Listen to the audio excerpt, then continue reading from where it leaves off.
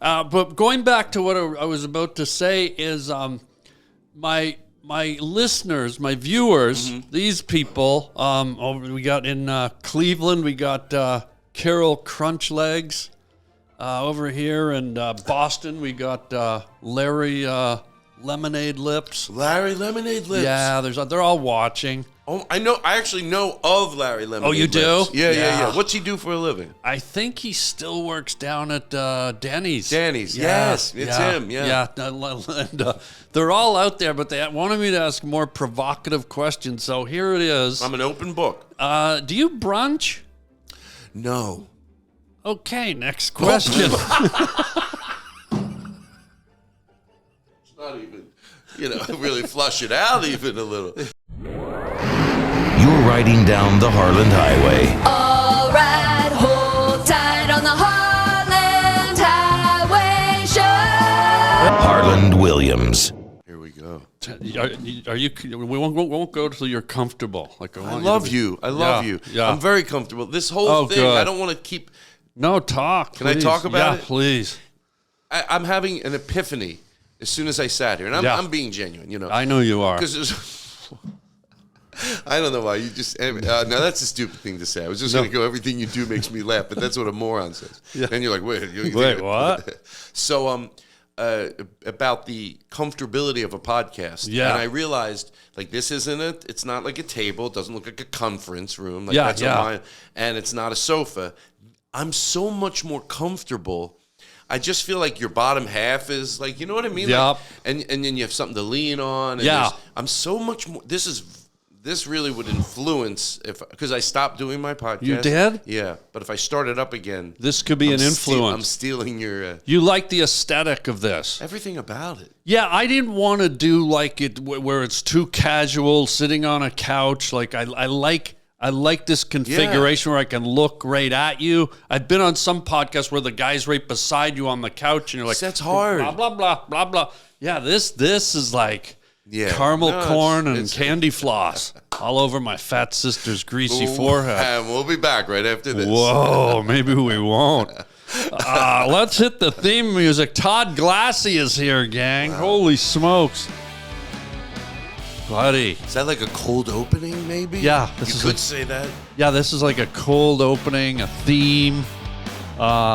And folks, Todd Glass is here. As I've always called you, Glassy. You did. Did you ever like that nickname, or did it rub you the wrong way? Oh, no. I would take any nickname. You might have been one of the only people that ever... Maybe 3 nicknames my whole life. Not enough. You want more nicknames? Well, if they're... What about Lonnie Lullaby Eyes? I mean, that's a nickname, guy. Good old Lonnie Lullaby Eyes. Look at you. Have you ever said that before? No. Oh, Jesus. I swear, at first I thought, I don't think I'm going to like this nickname. I'm not going to just, I'm going to really judge it. And then as it went on, it turned into a nice thing. LLE. Yeah. You say golden retriever eyes, basically. Oh, yeah. But what is the name again? Lonnie Lullaby Eyes. Oh, Jesus Christ. What a treat. Funny, man. Folks, Todd Glass is your comedian, writer, actor. And we're going to get into it right off the top because you have a new show that we got to talk about. Okay. Please. First of all, why do I have to comment on everything? Maybe because I want you to know the relaxed state that I'm in. Yeah. I prefer... I don't want to look like I'm there just to push it. Matter of fact, I'll spend so little time talking about the show and the crowdsource. Doesn't take a lot of time. Okay. But I do like to get it out of the way. Yeah, me too. Just do it. Then we get it out of the way, and then we can end the show early. Oh. We'll get you out of here, get you back in your car.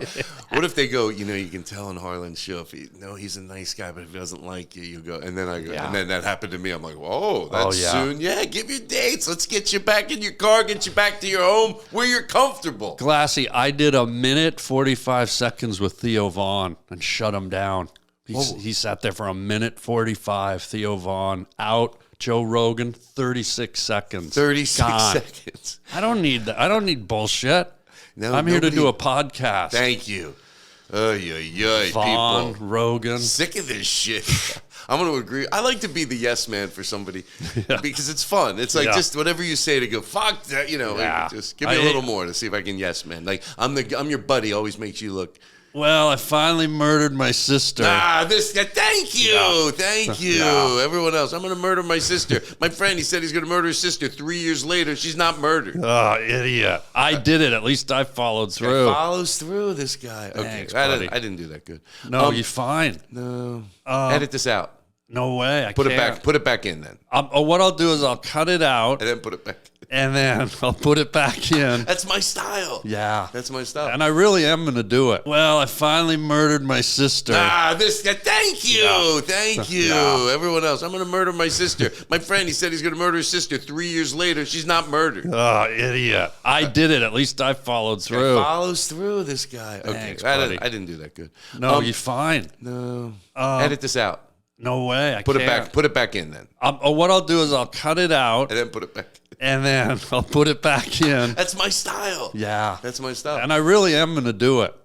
So tell us about your shindig. People really know whether you edited it out and edited it in. Is there something you could do? I'm going to blatantly just do it. Yeah, put it in twice. Maybe they'll That's know. what I'm going to do. They're not fucking around. Yeah, I might even pop it in a third time now. Thank you.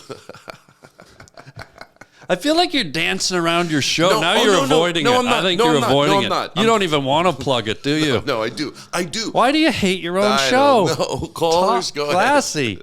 Ahead. And I didn't mind that at all. So I will. Okay. Because I have a little spiel on it. Okay. But it seems it's like I just got to if I get it out, everybody can go home early, right? Okay. So here's what it is. Yeah.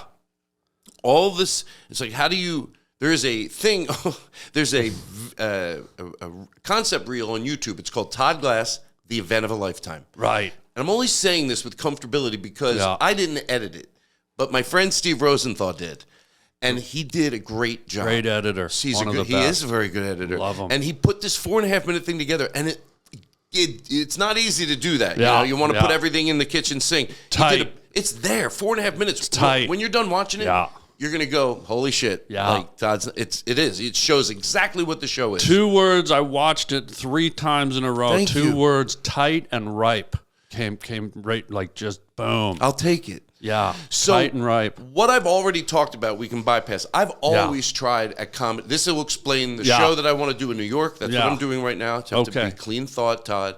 You're explaining the show that you want to do in New York and why you have a crowdsource. So here we go. Yeah. So I've already, over the years, always cared about clubs. Like the music I play as they're coming in. And I just wanted to take it to a different level. Detail-oriented. Yeah. And so I have, it's like a big band.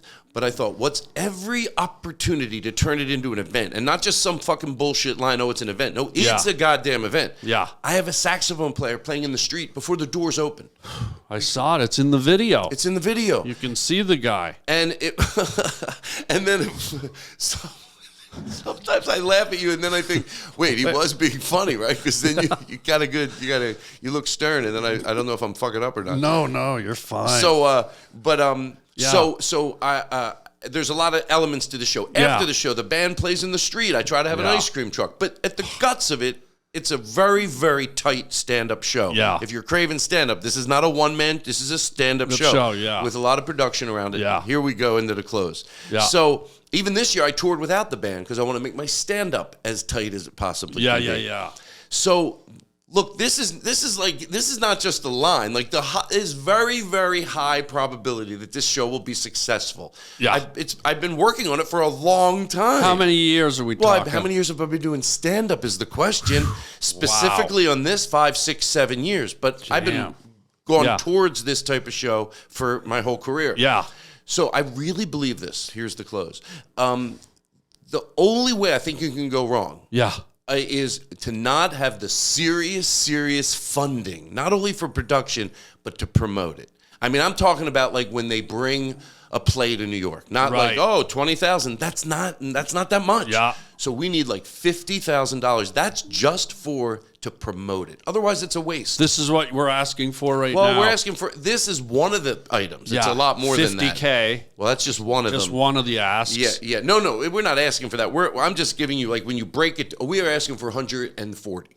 Okay, now we're at We're 140. we're asking for 140 altogether. Yeah. But one chunk of that is what I just said. The 40. Is 40. Yeah. We'll go to, I'm just trying to give, that's where a lot of the money goes. And then there's production and other things in the band. But anyway, nevertheless, I don't want this to, the only thing that could go wrong is not to have that budget. So I'll wait it out. So when we do it, it's ready. It is something. I mean, it's something to see. I know that's weird. I'm saying that. No. But it's something to see. It's a fucking night out. It's something to see. Check out the thing that was cut together.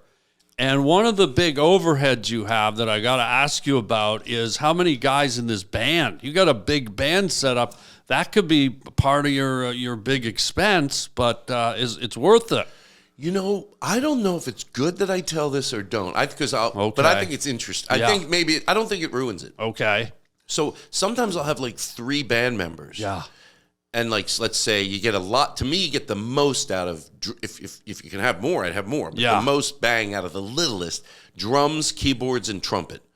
I mean, they can wail. They can wail. Yeah. They can wail. Those cats can blow. Oh my God! It's a lot of clean noise, you know. And then if you decide to bring in the guy from the sidewalk, now you got another guy. I do have that guy. So you don't leave him outside. Just pissed off. And I thought about when I want to save money, I could go get a local saxophone player, just have him do the outside thing. That way you're not like a busker. Maybe a bus. What is a busker? I was going to just agree, but it's a guy who drives a bus, but in Finland, it's called a busker. Yeah. No, I don't believe you. I do. It's believe also you. a coffee table at IKEA. The busker, and it's got the 2 dots over the U. Okay, for $1 million, is Harland lying to me? And I'm going to guess.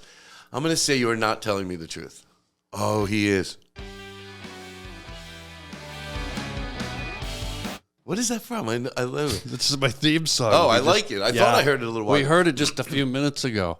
So nevertheless. Okay, so just jumping right back into it. So you've got this beautiful big. No, this is great. Okay. You got the beautiful big band, and then you've kicked the sax player out onto the sidewalk. I kicked him out on the sidewalk. Yeah. I was saying that. So I'll have 3 band members, but sometimes I'll put in 4. They don't have to do stand up, but they have to have improv back. Usually comedians in suits. Got it. Guitar to beef up the band. Yeah. To really give it a full feel. When sometimes I've had 4 comedians and only 3 instruments. You can't tell. You give them bongos, you give them tambourines, but because not only are there the music ability, part of the show, there's the bits. Well, it's hard these days to find a funny guy and a mandolin player bundled into one. Right, exactly. And if you can put that together, then you got something. You might as well suck the saliva out of my sister's eyelids. Wait a minute, guy.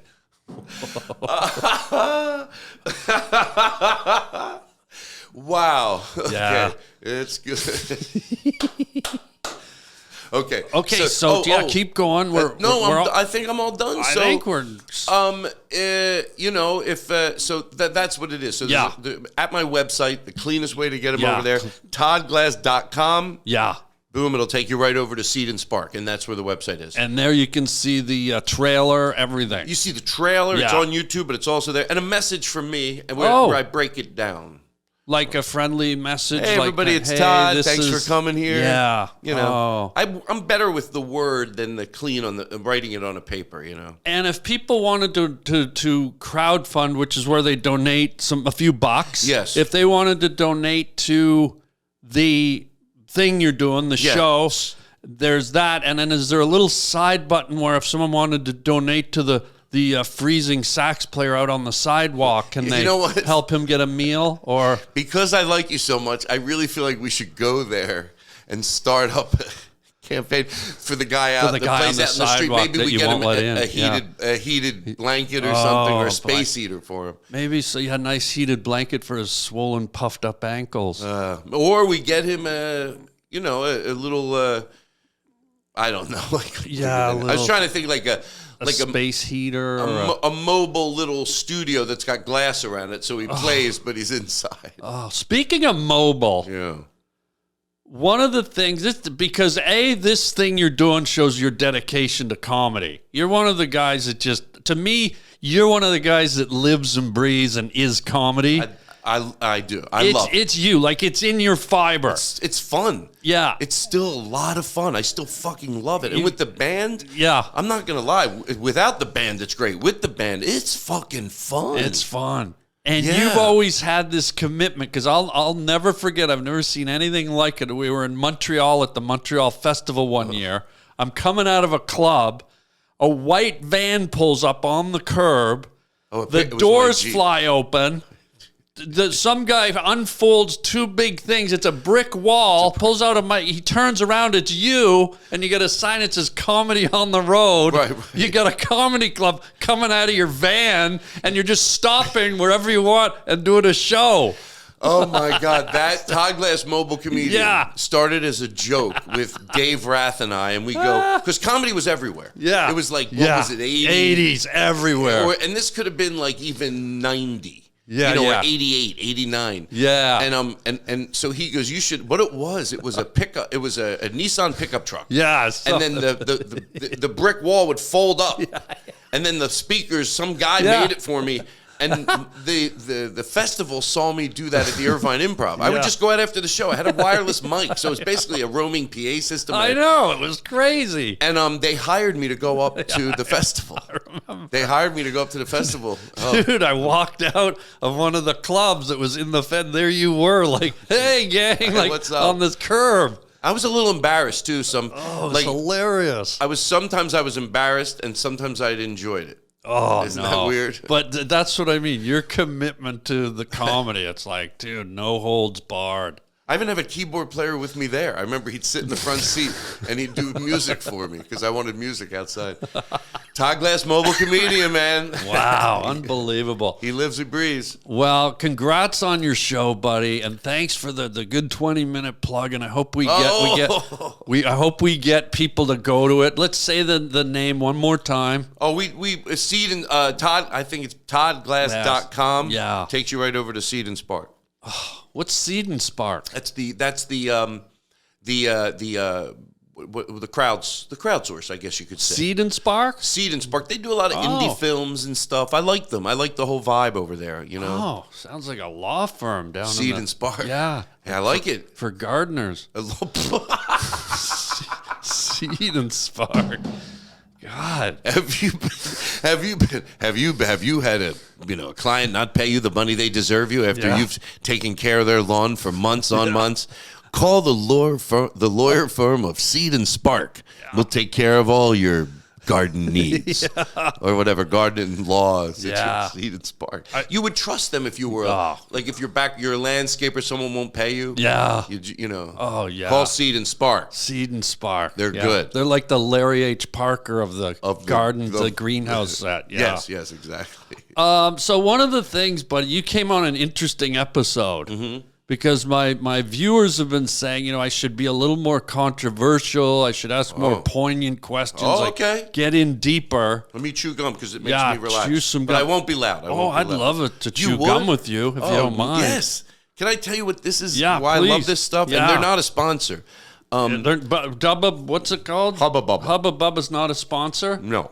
But Hubba Bubba, it is good. Wow, this just comes out like a strip. Like a strip. Yeah. You know how this is the flavor of the baseball gum, which I do think has a good flavor, but it's always old. And this is like brand new baseball gum. To me, that's what it tastes like, right? Yeah, it comes in like a case. Mm-hmm.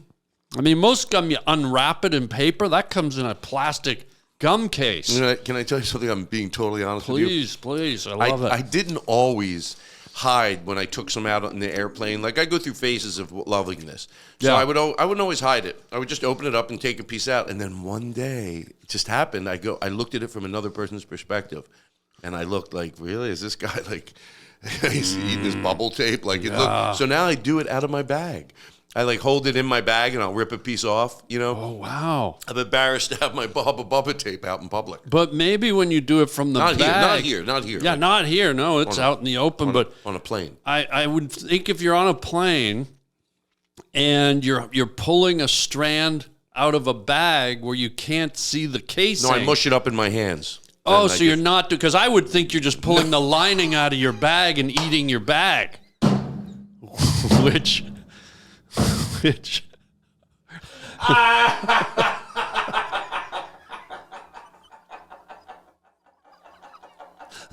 just eating your bag.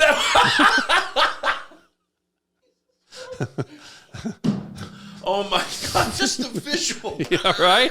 It's like, wow. it looks like the stripping from inside like a gym bag or whatever your bag is. No, I do it. You know it. I reach down, I pull, and then I take a lot. And also I take probably the equivalent of 4 pieces of gum. Yeah, you've got like big wads going. Mm-hmm. Like when you came in, I could hear you chewing. No, you did? Yeah, it was like a manatee going off. No, shut up. No, it wasn't. No, it was. It was like, you ever see a manatee underwater like eating sea kelp and just... I was like that. Okay, guess what? I just swallowed my gum because I will not be that person. No, you didn't. Yeah, you can't. That's going to be in you for 7 years. Harland, this is the truth. I'm only telling you this so you'll know how serious that I'm telling you this. I'm not proud of this, but like on my podcast, amongst all the absurdity, sometimes I'd have a safe word. It would be truth. That way, okay, I'm going to listen to your story because it's important. So truth. I have never, look, I'm going to say never, maybe 20 times. Yeah. Never spit a piece of gum out my entire life. What? Yes. Have you stuck it somewhere? No, I swallow it. And you just swallowed your gum. Yeah. Open your mouth for the camera right here. Where you swallowed your gum? I swallowed it. That stays in you for like 7 to 12 years. I heard that's not true. My doctor told me that's not true. All right, well, this is true. You're going to fart later and your asshole's going to blow a bubble. I used to say, my grandfather told me basically that. I used to have a joke. Yeah. My grandfather told me if you swallow your gum, you'll shit out a bubble. And then I say he died a week after that. So, uh-oh, I just said it. How was his voice, though? Did he say it like, if you swallow your bubble gum, you're going to shit a bubble?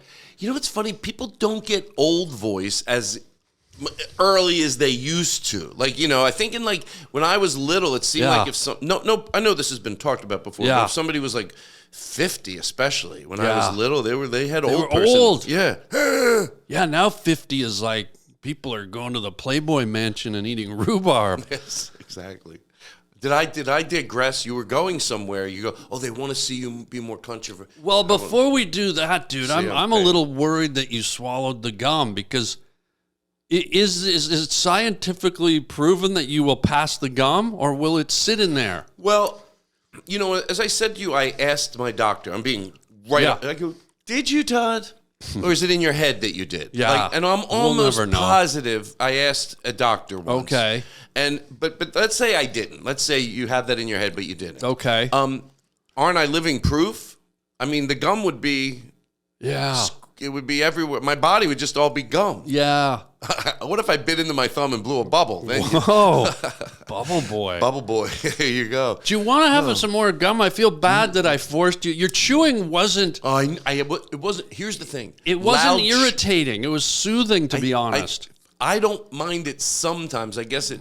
But I know it's a thing for people on podcasts when you eat into the mic. Even nice people will go, so I go, oh, when you said I was loud. I'm going to say it was loud, but there's a real pentameter to your chewing. It's almost sort of musical. So please, please. You didn't have to. Yeah, please chew some more. Well, since you're giving me, the people that listen to your podcast are not going to get mad at me for chewing. No. It's fun to chew gum and talk. So it's going to be soothing. A lot of people mostly listen to this podcast to fall asleep at night. Oh, okay. And your chewing will just be sort of like it being in the womb. Thank you. That makes me feel better. The double bubble womb.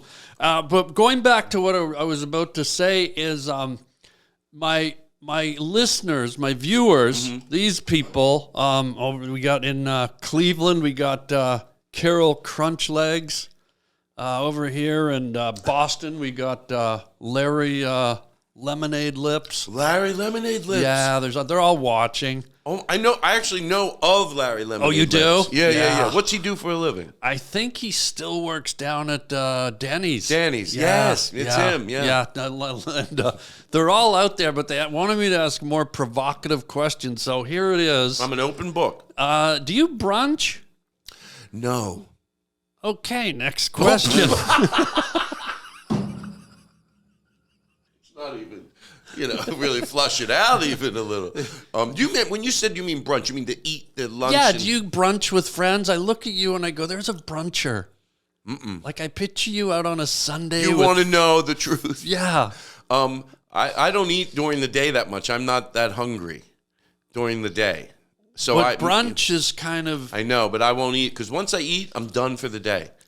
Like I Oh. can't eat at 5. I can't eat before a show. I can't eat. That's why I eat late at night. I know it's the worst time. But Yeah. once I go, if I eat this, I'm going to be stuffed. I'm like, good. What do I have to do that I can be stuffed? I'll drive home. I'll sit on the sofa and I'll watch television or something. But I don't want to be stuffed before I go out.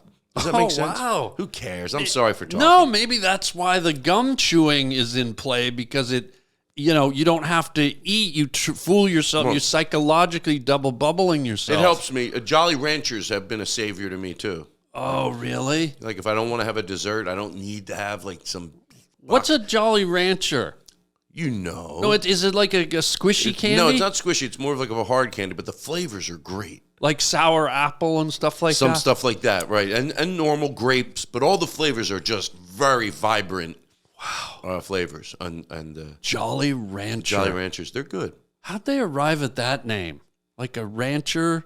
Jolly Rancher. It's funny, you hear that, but you don't like Jolly. Okay, Jolly. Jolly. It's Jolly.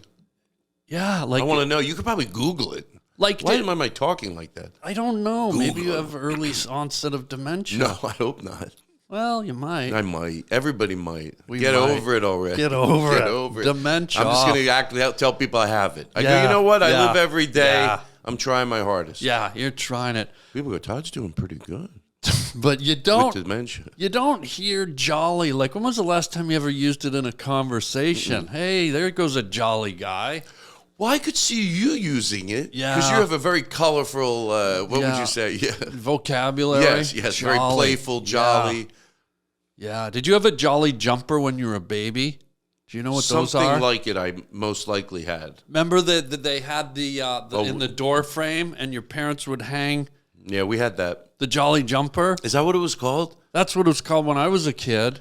And the kid would bounce in it in the door frame, and they just bounce up and down in the jolly jumper. Oh, can I tell you something? I'm almost positive if they had that for adults somewhere, who knows? Maybe it's some theme park and it's like a gimmicky thing. Yeah. So, you miss your job. I bet that would still be pretty soothing. Oh, Even. yeah, just because you get in the door frame and you bounce up and down. It's and only as much as you want. Yeah, their little legs. And I remember my little sister was in the jolly jumper when we were kids. And we had these neighbors across the street who wouldn't shut up, partying, Van Halen music, everything. And one time I got so mad, my little baby sister was bouncing up and down in the jolly jumper. I got a Sharpie, and I wrote "shut up" on her forehead, pulled her back, and shot her across the street right through their living room window. No. Yeah. They were pretty quiet after that, Glassy. Dear sweet Glassy.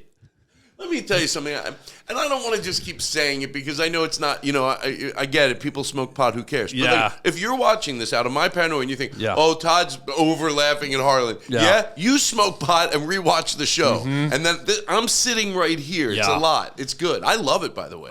I'm sitting right here. It's Yeah. a lot. It's good. I love it, by the way. I love it too, and that little bit you just did there when you went like this, I'm going to re-edit that back in again. Oh, thank so you. we hit that twice. Thank you. I appreciate it. You're welcome. You've always been nice to me. Yeah, you're going to get a double bubble. Thank you. Hey, Did you swallow your gum? no, I couldn't. Okay. I'd be scared. I'd be scared to swallow it. Well, seriously, and I'm not. What do you think about the fact that don't I represent that you can swallow your gum? Unless I'm lying and you go, he didn't swallow. I'm telling you, why would I brag about such a stupid thing? True, but this is such a new thing to me. No, I've been doing it my whole life. I'm I know, 32. but it's the first time I'm here. 32. 32. Just go along with it. Okay, I'm sorry. That wasn't worth that bit. No, it was great. I stopped you. But I this is my first time hearing it as a human being swallowing, and then you did it right in front of me. I'm still in a little bit of apoplectic shock. You know what? I've never done this before. I like that word. Yeah. I've never done this before, but can people email you somewhere if there's someone else out there going, I guess I choose. Yeah, is there someone else? Is it more common than we think? I know there's people that don't do it. I get it. Most people don't do it. But are there people out there that are going, yeah, I don't. This is great because there's a phone number right there. If you want to call in and comment about Todd's gum swallowing, 323-696-0222. Oh, they can call. They can call and leave a voicemail. And don't, please, if you know it's bad for me, that's okay too. But what we're really going for here is there anybody out there that goes that swallows their gum? Yeah. And I don't chew a ton. Well, I would say I chew about one of these a week. So like 2 suitcase liners a week? 2 suitcase liners. Wow. Anyway, so here we are. Hey everybody, check out my merchandise at harbling.com. Yeah, most people just slap some letters or images on a t-shirt or a hoodie, but not me. Yours truly. Guess what? I draw my own designs. At harbling.com you can see tons of my hand-drawn t-shirts. You can either buy the original or you can buy a print. And man, oh man, wear them loud and proud. I love making these designs for you guys and keeping it personal. So check out the whole catalog. We got hoodies, we got coffee mugs, we got t-shirts, you name it, it's there at harbling.com. Get your Harland original design, wearable art at harbling.com today. And thank you for your support. And I'll just keep the groovy images coming.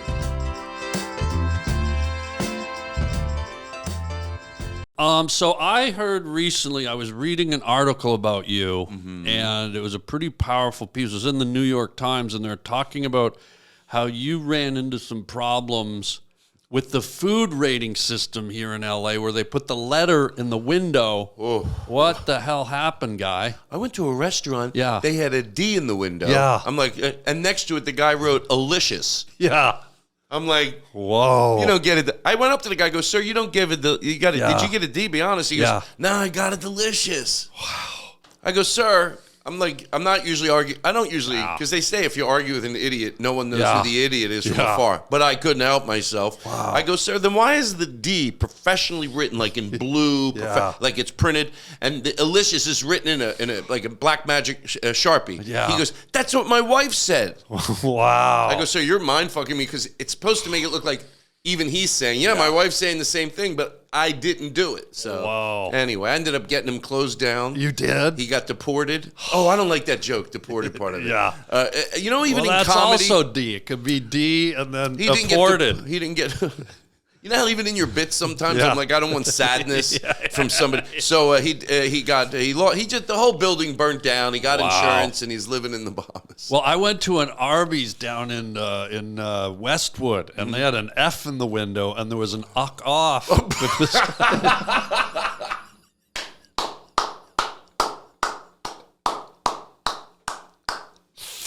Oh God! Oh God! Is that a true story?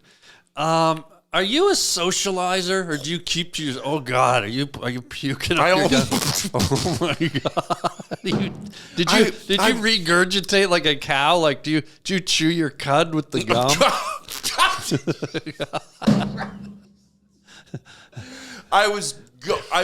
It's a bad habit. I think because it's like food. So it's like eating a cookie. How long can you mush it around your mouth before you know? So I go to swallow it because it's like it's food or something or a candy that you can swallow. And then I didn't want to. So I was like, it was right at that point when I could have, but then I saved it. It was just sort of hanging right around by your uvula. Exactly. Oh, wow. But now it's back. The uvula actually looks like a piece of gum too, doesn't it? That little pink thing that dangles at the back of your throat. Looks like you could certainly make a little fake one out of this Hubba Bubba if you needed to for whatever reason. Are you a mouth breather at night? Because here's why I'm asking. I'm a mouth breather, so I breathe with my mouth open. And one night I woke up in the middle of the night and 4 elves with boxing gloves were punching my uvula. It was unbelievable. Now that I believe. I do believe that only because the other comedians had told me that story. Okay. You woke up. Say what happened again?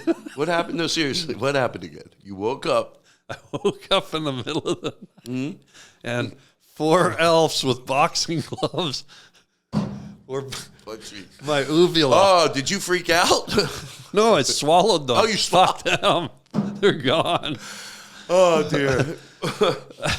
Now, so do I don't know. I know I snore if I gain a certain amount of weight, but I don't. Oh, really? Mm-hmm. It's doesn't happen overnight, but it's a 10-pound Now I'm below it, and life is better. What? I snore when I go over a certain weight. I I start didn't to know snore. this. Some people it has nothing to do with their weight. Yeah. Some people it does. But it's very almost, I know on the scale, like, don't get to 195 is what my nice weight, 190, 195. 195, I can go to 2 and I still don't start snoring. But 205, it starts. Yeah. And it's life sucks. Because I choke and I wake up and really? And I don't get a good night's sleep. So it's more just aesthetics that I feel better when I'm like the 30 pounds lighter. Oh, yeah. But now I'm not at my thinnest, but I'm not snoring. Do we want to talk about the event that happened, or has that been talked to death? What event? You know, with the old ticker. Oh, I don't mind. I'll talk. Have everyone asked you about it, though? Because I'm a little bit fascinated, but if you don't want to, if it's too sensitive, I don't want to talk about it. I don't want to go there. I'm more than that. No, I'll talk because you talk about different things about it. So it did happen. So I don't mind. I like talking. Well, about for those that don't know, Glassy had a heart attack when you were, what was it, about 4 years ago? It was 11. I just swallowed my gum again. And this is why the heart attack Oh, happened. you. Hello, Hello, Dr. Hello, Bubble. Dr. Bubble. Dr. Bubble. They're going to be my new. Yeah. It was 11 years ago. Oh, okay. It was 11 years ago. Scary as shit. Let me tell you something. It was. Yeah. I'm not even. I'm being totally serious. I always had a vision of what a heart attack was. So for the people that don't know, it was at Largo. It was Sarah Silverman and friends, and there was like other Jeff Ross was there, and Sarah Silverman, Chelsea Peretti, and I was going on, and I did this bit where I ran through the crowd. So I thought that's what I was out of breath. So this happened at a show. It happened at a show. I did not know that. Oh, you didn't know that? Yes. Jeez. So I'm running around the audience doing like a bit before I take the stage. Yeah. And then of course, so that made me think, okay, you're out of breath because of that. That was a good. If I hadn't done that bit, I probably would have been a little bit suspicious of why I couldn't get ahead of my breath. Do you think the running triggered the heart attack? That's a good. That's yes. It couldn't clog my arteries. Yeah. You can. But let's just say it bubblegum filled arteries. By bubblegum. Oh, God. I wish if standing up wasn't so, I didn't want to make a ruckus. I would give you a standing ovation a few times tonight. I wouldn't mind one. If you don't mind standing just for that one, I'd love it. I would love. Can I tell you what? No one gives anybody a standing ovation. I've done it naturally a few times during my podcast. I'm going to give you one. No. I'm going to have to get up on the chair. Wait, I don't want to have a bubble attack. Thank you for that. That was a very nice standing O. And so at one point, I just after the show, I couldn't get my breath, and I thought it's because I smoked pot. Oh, so you did the show? I did the whole show. Technically, you did the show while it was occurring. I asked the doctor later, the Dr. Dohad, I said, how do you know when I was having a heart attack? Because he goes, oh, you're having a heart attack during your show. I go, how do you know that? And I don't remember his exact answer because I didn't want to just believe that I did a show, and I'd like to put it under my, a feather in your cap. Yeah, I was having a heart attack. I did 40 minutes. Yeah, that's a great. And he said, just by what your problems were, and what happened when we got you here, and you put everything together. So, but I didn't want to call an ambulance, and finally they did. And I remember thinking, "Oh no, I don't." It's embarrassing. Yeah, of course, it's embarrassing. It's weird, and plus you don't know for certainty that that's what it is. Exactly. So you think, oh, everyone's making a big to-do. Isn't that what happened sort of with Gary Shandling? I remember when I heard the story about his passing that the night before he had all these chest. He's like, oh, I'm not. And he never called anyone. And it's, I forget how I think my brother said it once. Of course, it's not good or healthy, and people that have it don't like it. It's a stressful life to be what is it when you think a hypochondriac? Yeah. So you don't want to be a hypochondriac, but it's not being a hypochondriac, at least the way I live my life. Whatever it is, go get a test. Go get an MRI. Like, rule out so you don't later have to go, there are some, things you could do, so it's a wasted trip. Yeah. You know what I mean? Does that make sense? Yeah, I'm going, you know what, I'm going, one of the reasons I wanted to ask you about it, I'm going this Friday. Good. To have one of those full, you lay on the table and they do the full X-ray of your heart, right? Everything, that type of stuff. Like, because then you get ahead of stuff. There's so much technology now. If you get ahead of it, there's certain things it's still rough. But anyway, So they luckily we were right across. They took me over to Cedars. Oh yeah, you were right there. Largo's Right there. like right down the street. Mm-hmm. And then when you got there, was there ever? It sounds like you had like a pain in you, but was there ever one of those like moments where you just like buckled over? No, I didn't have that type of pain. Oh wow! But when the guy in the ambulance told me I'm having a heart attack, I'm not kidding. This is literally what I said. He goes, "Sir, right now you're having a heart attack," and I go, "Shut the fuck up!" Like meaning like what? Like I thought when you had a heart attack, you're like you're flailing around. I don't know why. Or dead, or you can't even talk. Yeah, and I'm like, here I am. I'm having a heart attack. Well, hello, let's get me over to the hospital. And then they got me over there, and it all went well. The doctor came very quick. And what was the name of your doctor again? Dr. Dohad. That guy was the real deal. Dohad. Dr. Dohad. Dr. Dohad. I asked him if I was going to need. By the way, in the hallway, I passed by like Flanagan from Largo, the owner, and Sarah and Chelsea Peretti. I forget if Chelsea was there. Oh, all the comics went over? They went over like 3. And they were at the hallway, like when they were taking me to surgery, they let you stop. It's funny, I said to Sarah, but I'm all doped up. I said, yeah, they stopped and let us talk. She goes, they didn't stop really that long. She goes, they were rushing you to surgery, but they stopped for like, say goodbye, maybe forever, Sarah said. Whoa. So they didn't say that, but Sarah goes, it's weird if you think of it. That's it could have been a possible outcome. Right, exactly. That's so scary. So I said, but I thought I'm not changing this around in post to make it like more funny but I literally thought, be funny. Like you've got to say something funny. And all that came to me was, Sarah, I just want to let you know your boyfriend cheats on you. So Sarah says back, Todd, if you live, this is going to be very uncomfortable. That was the moment we had. Boom, and off to the surgery I went. Wow. And I asked the doctor if I would need open heart surgery. He was like this guy had a great energy around him. Dr. Doughboy? Dr. Doughboy, he would love it. He goes, let's get you in the surgery. I don't think we're going to need to do open heart surgery. But let's get you in there. And he was right. They didn't need to. They didn't need to do open heart surgery. Can I tell you? Please. I remember thinking. By the way, the reason I'm asking, I don't think I've ever met or talked to anyone in my life who's had a heart attack. So, what happened? I'm bypassing this one part of it, but I'll get to it. But since I've never talked to you about it, I'll go back and tell you, then we'll come back here. There was a point, but Harlan, I'm not like, why do I say that a lot? Because when something sounds comedic in your life, you want to preface, look, I know this sounds like, not really something that would happen, but I remember them pulling my pants off, and it was so embarrassing because there's your dick, there's it is, just laying there. It was right there. It's right there, and underneath your pants. Underneath my pants, and they pulled my pants off. They pulled my pants off. Your heart's way up here, right? I'm already having a heart attack. What are you guys trying to do? What the hell was Dr. Doughfingers doing? He wasn't even in the room at this point. Oh, God. Who was? Johnny Vaseline hands? God. Yeah, what's going on in there? Hell? It's like dark porn, Good Lord. And I just was like, just thinking like. You're so vulnerable. So vulnerable, right. And in my act, I say I just wanted to, just get it a little nice for the doctor. But anyway, they bring me up when they brought me in. They got the surgery, came back into my room. Yeah. And this will tell you everything you know about me. I'm in my room at like 5 a.m. Okay. Now it's like 5, 6 a.m. Okay. And I told the doctor, I feel like I have blood rushing through my body, because he came into the room at that point. And he goes, you do. He goes, your main artery was like 100% blocked.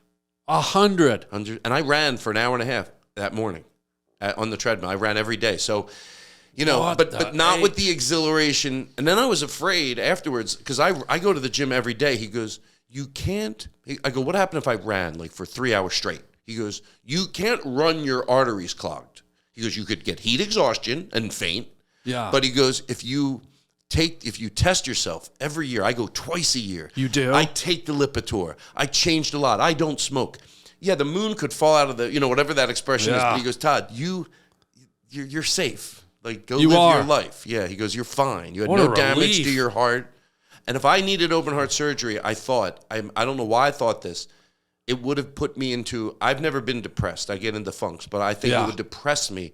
I remember, my friend, they split your ribs open. Yeah, they open. Didn't they do that to Letterman? They opened his whole rib cage. They did it to my dad when he was 30. Oh, God. And they ripped your, and I could have, what made it that it would have gotten me into, I could have prevented it. I was supposed to be on Lipitor. It existed. Oh, wow. And I got off of it. I just got off of it. So you were on it and you got off. Oh, wow. And I went and had a test after I'd been off of it for 6 months. And I said to the doctor, by the way, I'm not on the whatever, it wasn't Lipitor then. Yeah. And he goes, if you can not be on Lipitor, medicine's never the best way if you can do it naturally.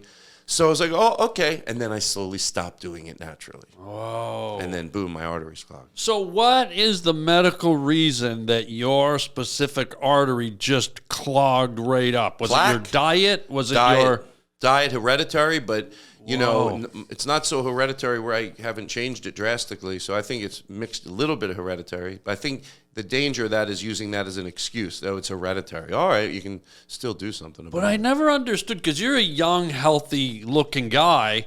So when you say diet, I figure everyone on planet Earth eats a certain amount of junk food, a certain amount. But I feel like you got to be eating like buckets of grease every day to completely 100% clog your artery at your age and with your physique. Well, that's why there's that ad. The guy, he looks like he's 50, but in like literally like 25-year-old shape. Yeah. And he's walking off a diving board.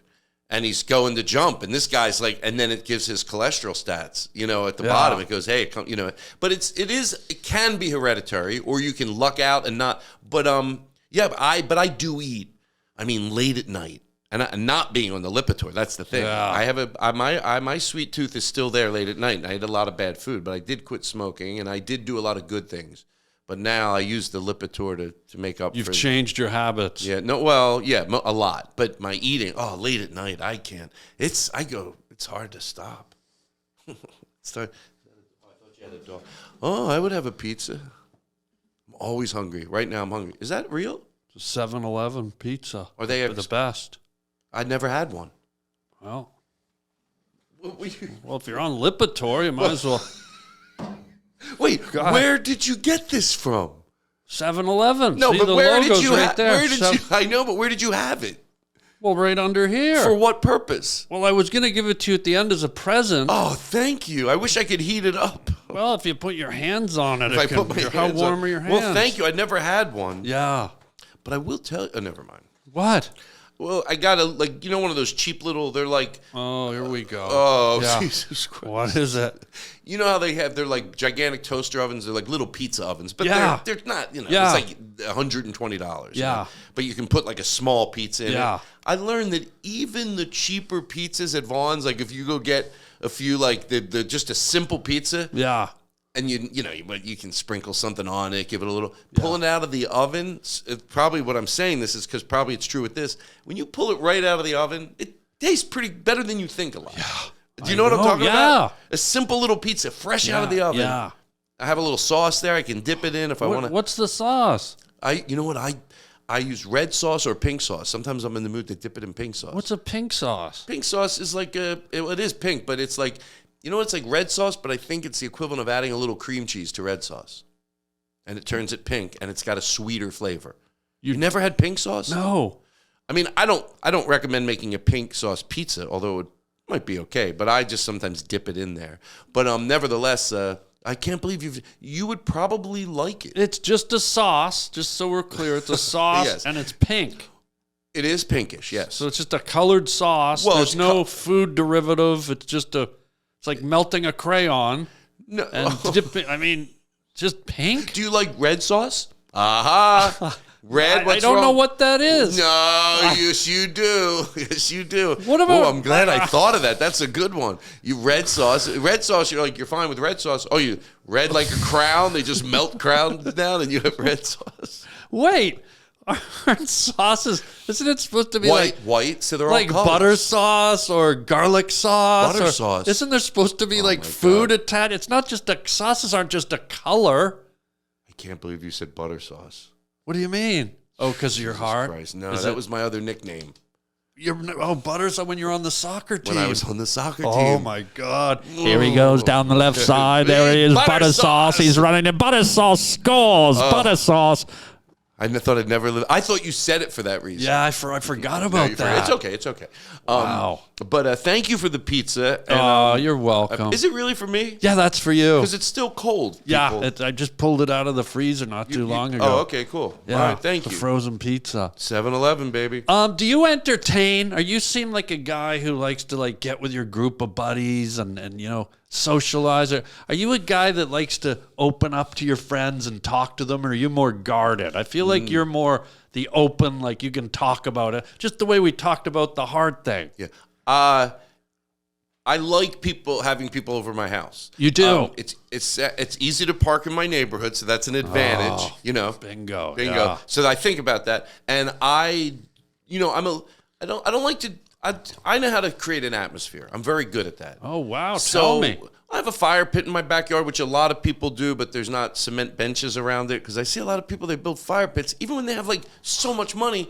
I go, cement. You got to put like comfortable chairs around there. Oh, okay. Yeah, You know what I mean? If you ever build do you have a fire pit? I do have a fire Oh pit. shit! I hope I didn't No, insult you. not at Oh, all. No, so I have logs around mine. I have nice. So I have a fire pit, and also I just know how to it's basically stealing ideas. Like when you're at a nice hotel and you see a torch, I remember thinking, isn't it weird how one torch, let alone 3? Yeah. And I don't have time to light 100 candles because I'm impatient. But if someone's coming over my house and I go, yeah, come over. Or I'll run into the backyard, I'll light the 3 torches. Tiki torches. Tiki torches. I paint them black because I don't like the label on it. Looks cheap. And I put one on a little. I have I don't even put them in the sticks. I have 3, like a coffee table. That way it creates you hang around the fire. It's like I call them like they're lazy fire pits. They're teeny fire pits. Yeah. It's bigger than a candle, but if you put one somewhere, people congregate around it. But are you doing the alloy metal ones, or are you doing the French Polynesian sort of wicker ones, the more organic native ones? I'll do both. I have these others. They're like glass. They're and they look but they're just torches basically. You know. Screaming. So I have people over a lot, and I know how to get some. I used to do big dinners. How do you? I can't get my head around that. I don't like doing that anymore. Why? It's too much. The dinners, do 20 people. That's a lot for dinner. My ex and I had he had a lot of he liked them. Yeah, and they were fun. 20 people seated is very. It's a lot. It's a good look though. I mean, we do it the night before, and to look at the table. It is fun to look at. It's a lot of warmth. It's like, wow, soon that's going to be seated with people just smoking pot and eating and drinking and having fun. You can almost feel the energy that's going to happen. Exactly. I used to do that. My family would come down from Canada, and I'd do the whole dining room table for Christmas. Yeah. And I'd just see it the night before, and I go, it's like a picture of the ghosts. It's a good, warm feeling. It is nice. And I'd whip up a nice tzatziki, and I'd have it out with a nice Christmas tzatziki and I love it. some homemade baklavas there. Wow, bacala? Well, so you want to say it wrong. And I'd sea urchin. I'd make sea urchin for Christmas urchins. Unbelievable. I believe all the other stuff you're saying. And crab puffs. My family loved crab puffs. Did they really? Do you know how to make a puff? No, I don't. I mean, I would probably buy them frozen. Okay.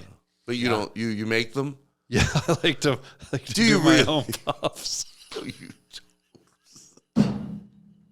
Was anything you said true? The tzatziki? No. Can I tell you what I love about you? You don't mind later saying, no, it's not true. Yeah. Now, I can't go on unless someone tells me if you go. So you'll stick to the bit. You meet in the middle. You stick to the bit. I have no idea. But then later, if I go, is that true? And you go, no, it helps me. You go, okay, I didn't think that was true. Am I making any sense? Yeah, you are. You are. Okay. But when you prepare these meals, Yeah. is it you doing all the cooking, or that sounds like a big ask? Okay. Do you really care? I do. Well, I'm afraid sometimes, like I really care? I'll say to myself, is it boring? I'll give you the medium version of the story. Okay. So when we used to have people over, and I was like at that point like 33. Yeah. Chris was 23. Yeah. And but he had a ton of friends. Okay. And they would all come over the house. Yeah. But there was a neighbor 2 doors up. We knew he worked at the Ritz-Carlton. He managed the Ritz-Carlton. Okay. Before that, we'd borrow tables. Oh, we're having people over. We're have a big dinner. We'll borrow tables. We'll do. And one day he goes, he had an English accent. He goes, come on over. I'll give you whatever you need. So we went to the basement. I had an open bedded truck in the back. Because before that, we'd have parties. Hey, can you bring 3 chairs? Can you? Yeah. The reason I'm telling you this because then once this happened, it really made it easier. Okay. So we go to the bottom of the Ritz-Carlton. I go over there. He's like, yeah, what do you need? He goes, and he's got 2 guys putting stuff. I go, can I get like 30 chairs? Because I thought, wouldn't it be cool if all the chairs match? He goes, yeah. He goes, get the covers for him too. And he, runs over, gets the covers. He goes, how many tables do you need? Gives us the tables. And then he gives us chafing dishes, but like the ones you get at the Ritz-Carlton where the tin opens, you don't have to take the top off and go put it somewhere. Halfway open. It halfway open. Gave us 3 of those. And every other thing, tablecloths, loaded us up. Yeah. So now it's very easy because you have everything. Yeah. We had a 4-car garage. 2 of it we cleaned out. Just because we were cleaning out, we went, because it's an old carriage house. Chris is like, we should just put that barn table in here and have an outdoor dining room. Oh, damn. Took the doors off. Yeah. And it was pretty cool in there. Yeah. A week later, I go, hey, Jared, we're going to return the stuff. He goes, you know what? He goes, it's okay because I don't mind. He wants to go there anyway, but like it was some Ritz-Carlton, they were going to make him run overseas somewhere. He goes, and I can't really, he goes, do you mind just keeping that stuff? I feel a little guilty about it, but I don't really give a shit.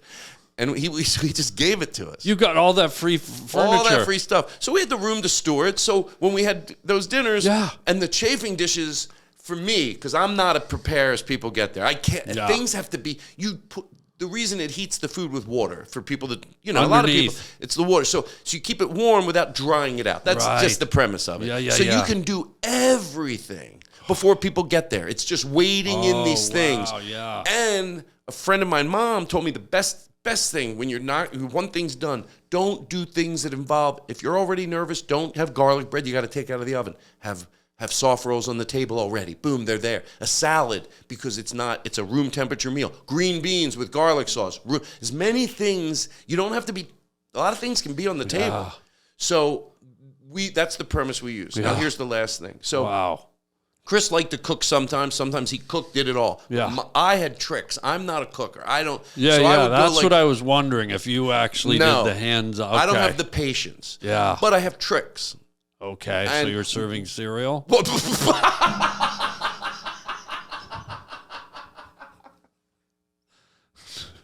That's a trick. Oh, I got a trick. You think it's going to be like, and I go to the store and I replate it. Oh, I serve cereal. No, but I do like to have breakfast for dinner and have people. Oh, I love that. Because you can be full, but not. But anyway, I would go buy like at Vaughn's or wherever, like turkey meatloafs. Yeah. And because everybody likes it, put turkey meatloaf and put like them in the chafing dishes with like better cheese on them and melt it all over. So I go over and I get like 6, 8, 10 of them. 10 meatloafs? Well, there'd be like 20 people. One is like little. That's like a meatloaf army.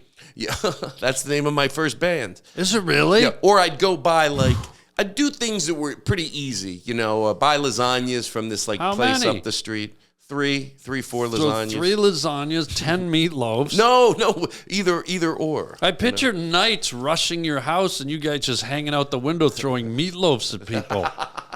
God. He did better food than I did. I don't have meatloafs. the patience. I don't have the patience to cook.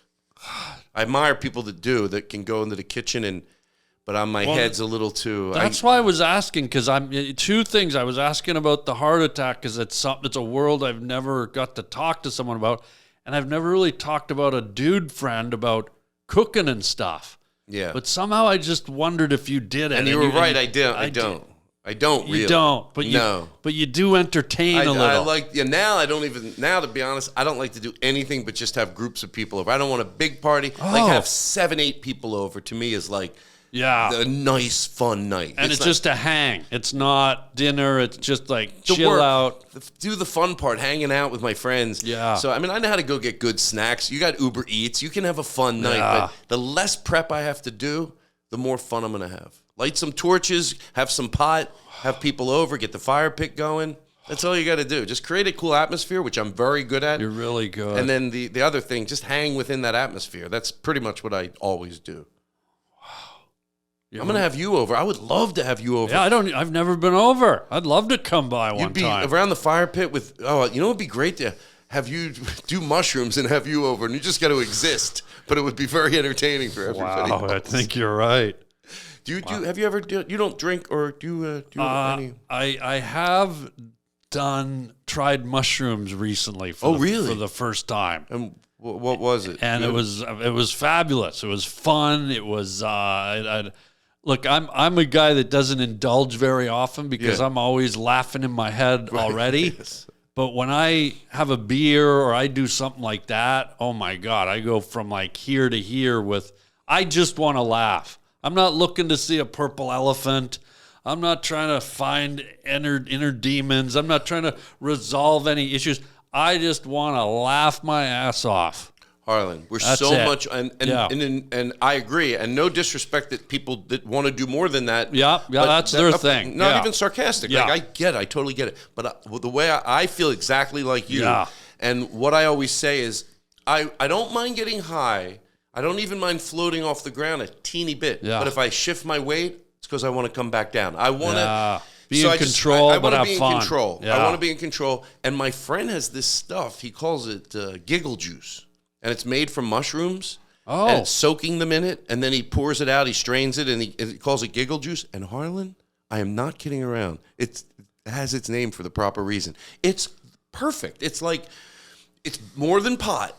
But it's level and it comes into you. There's no comeuppance or whatever they call that. You know, when you get a little stomachache. Yeah. And it was just, I've done it twice. And I'm like, Andy, my friend, he's a musician. His name is Andy Frasco. And I'm like, this giggle juice, You just laugh for hours? It was like that. It was like you were just aware what people were saying. Maybe you were more invested in the animation. And I had it very dark for that so we could. And some people, I told my friend that, because he never did mushrooms, I said, I know what it's like to be at someone else's house and you get a little nauseous or you go lay in a bed. Yeah. If we see you on the bed we'll know it's because you needed to just go be alone. We won't even bother you.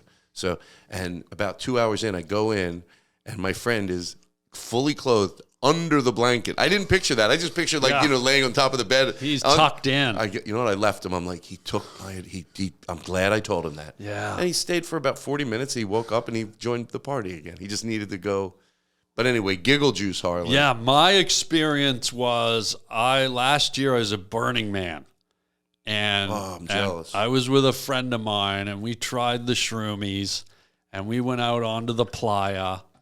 And there's a lot of performance artists and stuff. And we're out this dark area in the desert and some little eerie lights. And someone planted like thousands of fake, looked like weeds, like grasses. It was like all of a sudden in the barren desert, there was like this little big giant patch of grass.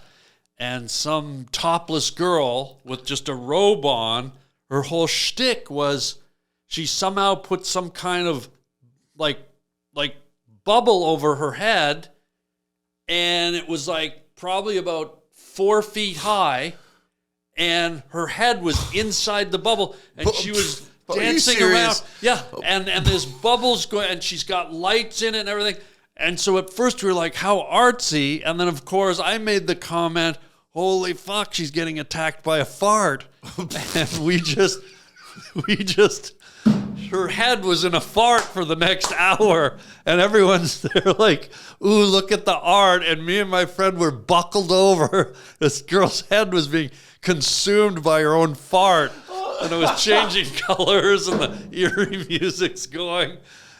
I'll put a video up of it. I think I have a video.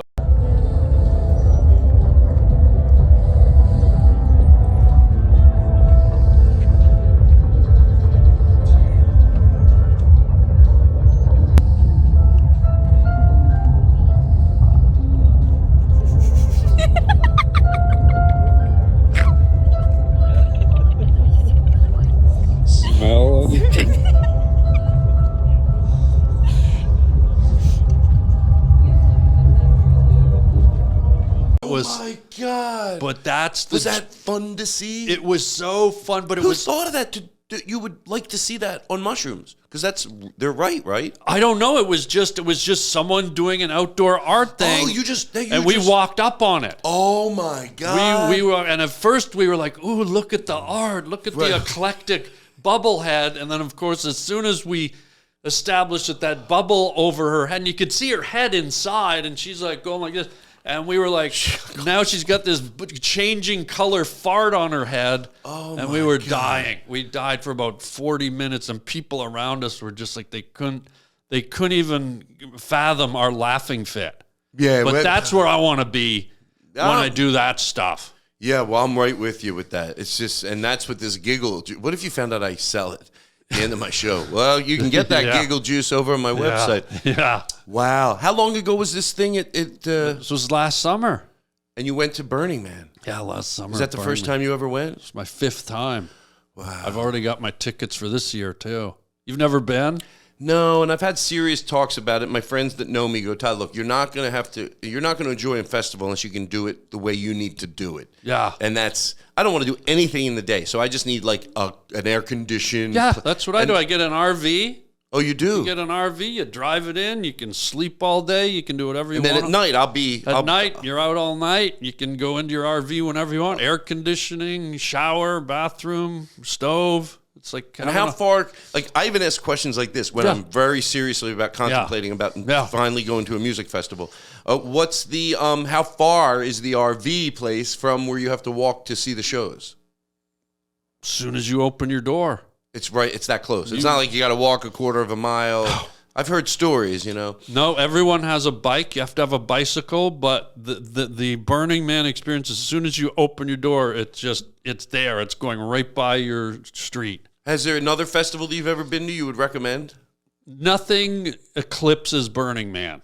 I've been all over the world. Wow. I've been to different things. Burning Man is like landing on another planet. You can't even verbally describe it.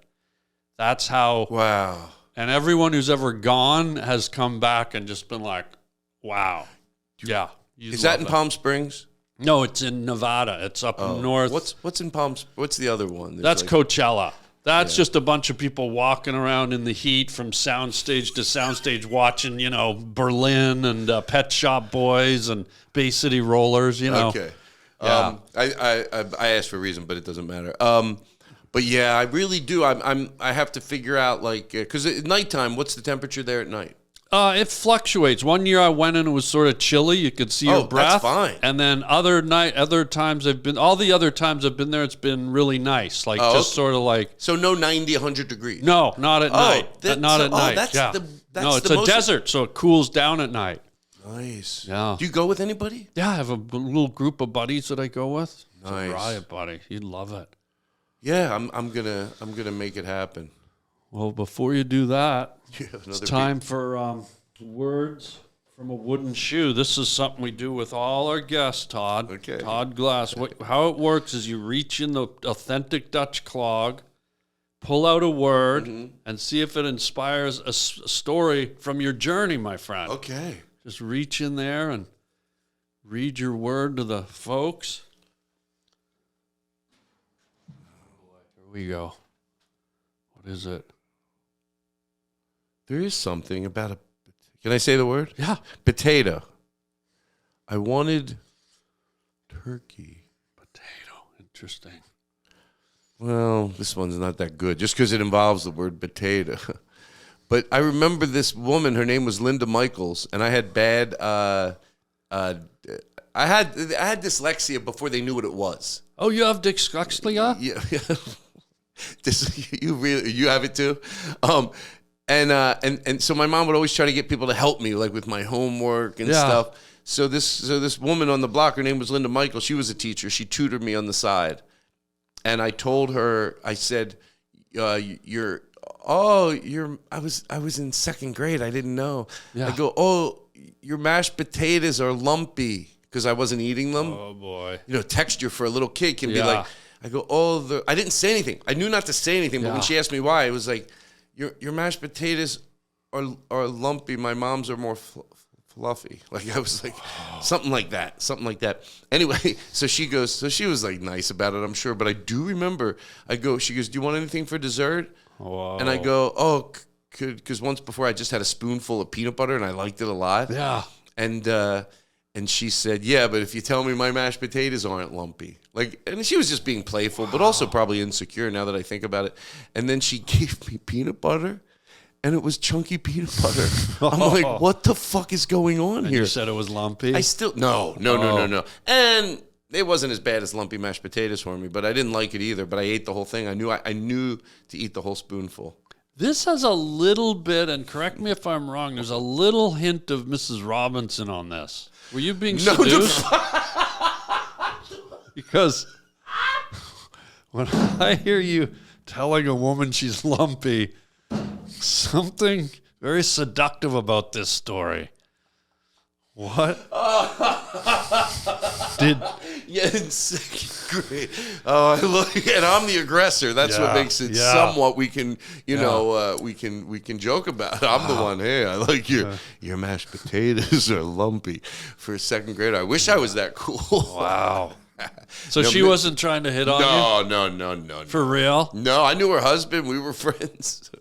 No, we weren't friends, but no, not that she couldn't. I just, she never made me uncomfortable. I'm trying to answer you seriously. She wasn't making a move? No, she never made me uncomfortable. It sounds like a lead-in line from a kid, though. Hey, Mrs. Robinson, your potatoes are sure are mushy, lumpy. Yeah. And then she goes, do you puts want her some leg up.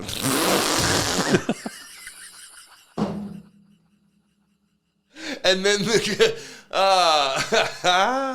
and then the creamy peanut butter. Yeah. Maybe, I don't know. No, but I do. Did you ever look back in your life and think someone, they were like hitting on me, or they were making and not being? Yeah. Like, you didn't know then. Yeah. Though?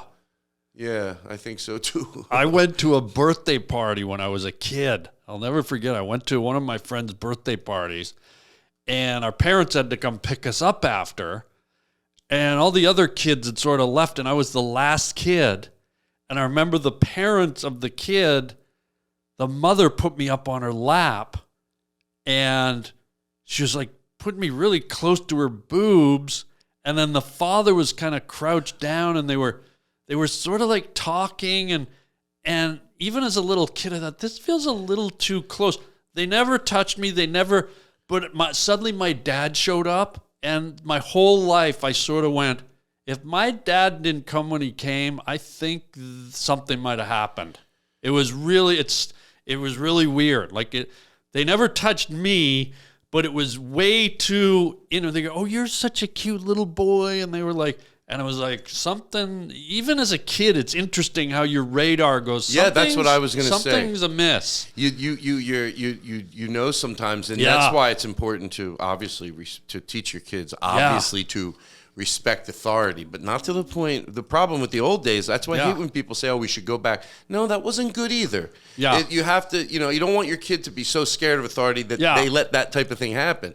And that happened more back then. You were, but now, Well, for all I know, they were just being very loving enough because nothing sexual happened, but it felt like much more adulation than I'd ever had from any other parents or grown-ups. And they were so like coddling and, oh, you're so cute. And I was like a little, like one of those mannequin dolls on their lap. Yeah. And I always wondered as I got old, if my dad hadn't showed up when he did, would have, learning later in life that people do that shit to kids, but nothing bad happened, thank goodness. But that was probably, to answer your question, the closest that ever came. I had it happen the other way. My teacher, no. Whoa. It is funny to see a second grade kid leaning up against the wall. Maybe third. Yeah. Like that would make a difference. Hey, how are you? Whoa, lumpy. Before we go, buddy, I want you to have this because... Oh! No, just because... Please.